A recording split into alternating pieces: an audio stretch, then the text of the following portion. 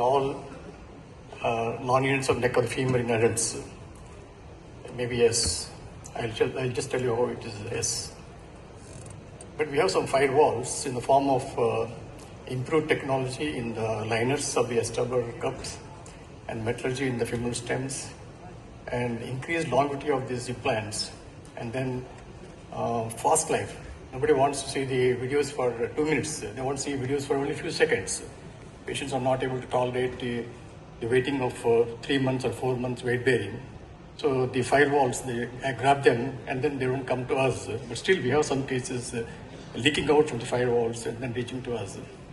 So we have some criteria. How do we do this osteosynthesis in non-unions of the neck of the femur? May I draw your attention here? The duration of fracture, it doesn't matter at all. It can be from 4 weeks to 9 years. 4 weeks to 9 years. And age, I always consider not chronological age, but physiological age here.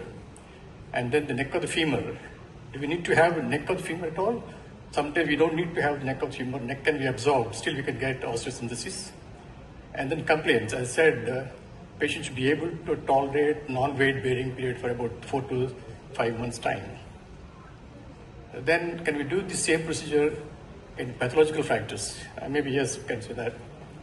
And then for all these things, we should know the vascular to the head of the femur.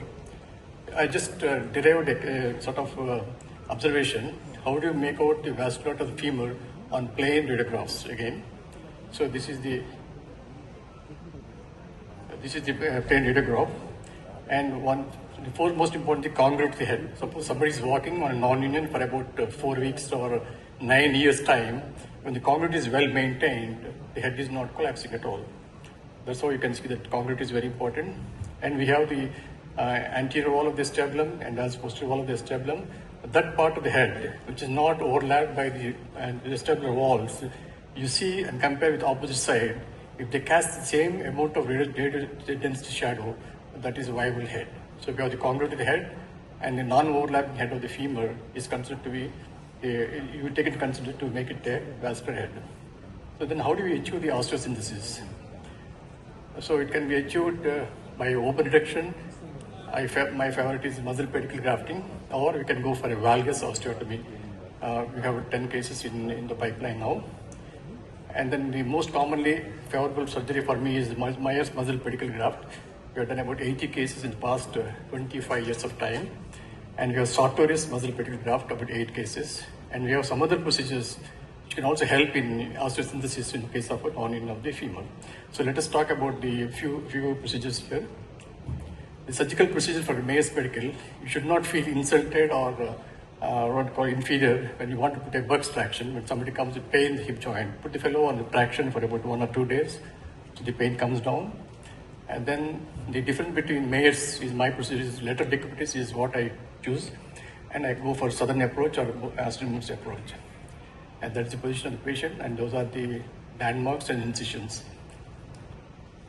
And we take out the cordyceps, we isolate the cordyceps, and then we define the cordyceps, the superior border, the lateral border, and the inferior border, and we delineate the area of the insertion of the quadratus femoris. That's what we make with a cautery or a small osteotome-like thing, and then we elevate it.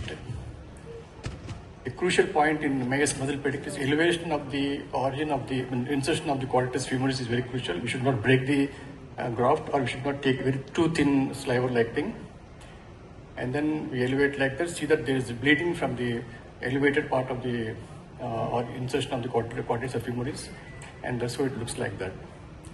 Then we go for capsulotomy, and the crucial point is one should not do too much of fingering at these 2 points, the superior part of the capsule as well as the inferior part of the capsule, and we should not put anything or fingering in the insertion or origin of the around the what you call sharp rotators of the head.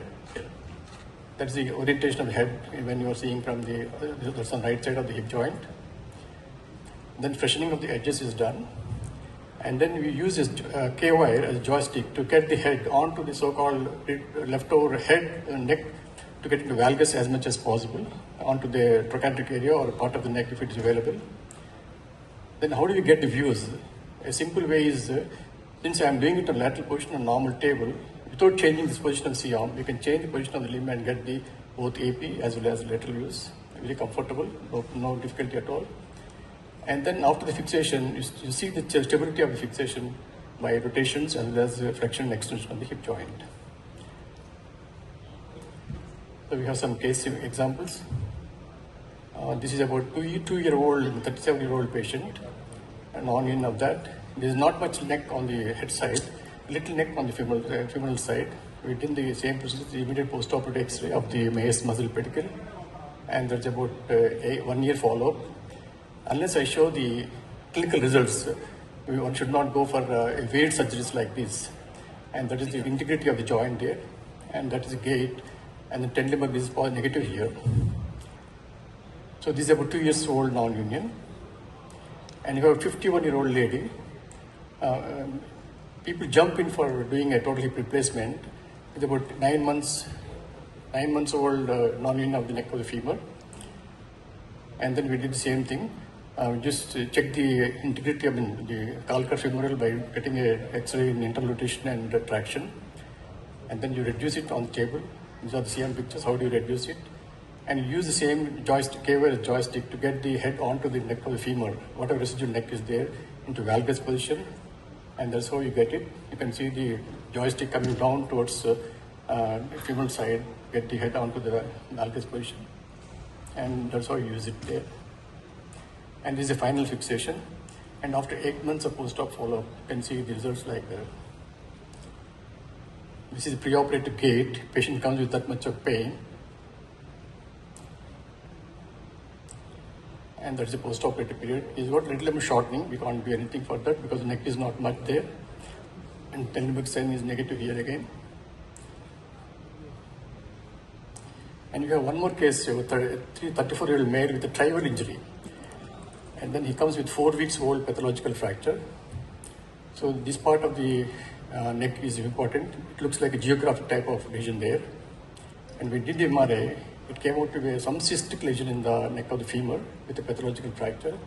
We did the same AS physical. After 1 year of the follow-up, the report has come as a simple bone cyst, and that is the integrity of the joint after about 1 year in a 34-year-old fellow. We have a 60-year-old patient again, 60-year-old fracture with a 55-year-old lady. Again, we jump in to do a total hip replacement or bipolar. This is the procedure done about almost 15 years ago. This is a 4 years follow-up here. And then you can see how happily she is squatting on the floor. That cannot be possible when you do a total hip replacement. Is there any other procedure other than this Mayer's physical? So this is a 1-year-old intracapsular fracture in a 22-year-old patient, no neck at all. Head is congruous, and then head is congruous and viable head there. So we planned for a sartorius muscle pedicle graft. That's why you harvest the sartorius graft from the anterior leg spine about 3 centimeters long, and then fix it to the anterior part of the neck of femur, and then few minutes please.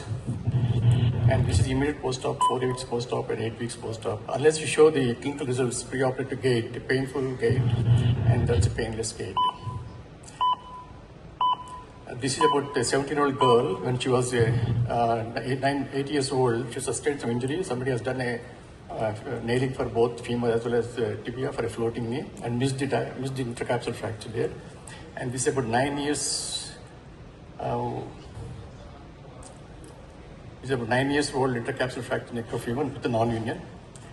And we just planned it. We should plan like this. The pelvis is tilted when the knees are parallel to each other. Unless you correct the pelvis tilting by your surgical procedure, you will not get success of the surgical procedure. And then the planning should be very meticulous since it's 9-year-old. We can't take it very lightly.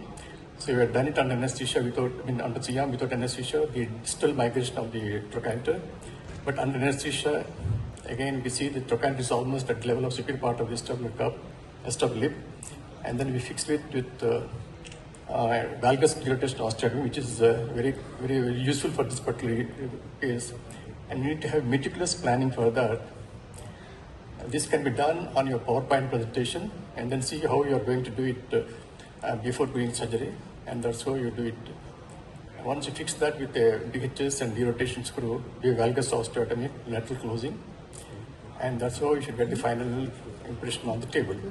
And the execution should be very precise there again. You can see the narrowing of the gap, and then fixation with DHS and derotation screw. Okay, the capsule is very much intact.